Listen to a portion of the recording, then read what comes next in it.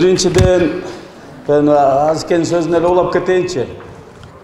Sistemаны almaштырмайын жанагындай кардинальный катуу шакка барыш керек дегенди болбой турганын көрдүк. 2 жолу революция жасадык, бирок эчтеке өзгөргөн жок. Ошондуктан биринчи мезгилде бул коомдук саясий системаны идеологиялык багытты улуттук кызыкчылыкка, улуттук менталитетке ылайык оңдош керек. Ушуну 25 жылдан кийин түшүндүк. Ушу бүгүн уюштуруп аткандарга рахмат. Бүгүн кыргыз элинин бир керемет касиети бар. Жамандык жакшылыкта баар чогулуп калат. Кыргыз эли бүгүн ушул аң сезимдүү түрдө, анан интуитивный түрдө кандайдыр бир коркунуч дейбизби же кооптуу кырдаалды сезип тургандыктан бүгүн мына ар түрдүү элдер келип чогулдук бул жерге. Түк бир жерге отура албай турган адамдар келип чогулдук. Бул жакшы касиети Кыргыздын. Анан ушул уюштуруучуларга рахмат.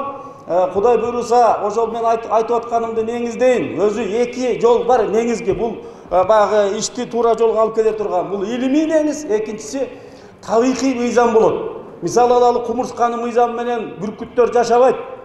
Же болбосо тетиги түндүк муз океанында жашаган аюуну чөлгө апарсаң жашабайт. Ошол сыяктуу эле кыргыз эли дагы ошо жалпы бир адамзаттык баалуулуктарынын өзүнүн улуттук кыртышына туура келген гана баалуулуктарын алыш керек болчу.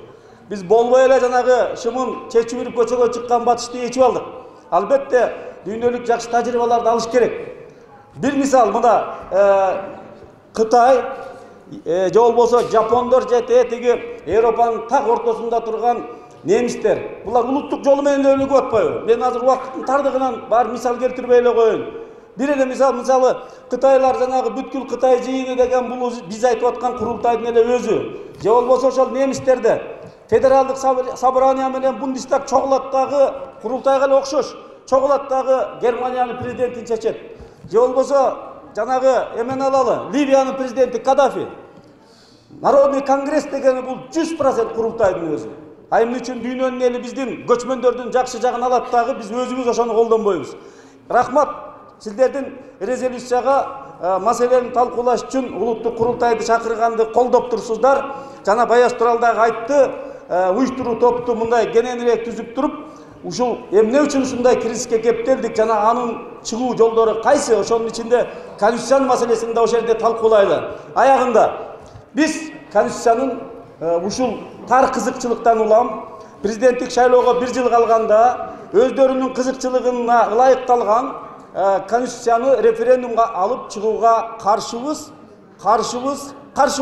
Бирок биз 2-3 жыл мурда 2011-12 жылдары 2 жолу керек болсо 300 000 кол топтогонго да даярбыз деп Ак үй Көк үйүнө кат жазып, борбордук шайлоо комиссиясына кат жазып бизге кагаз бергиле десе бербей койгон. Текебаев качып кетти.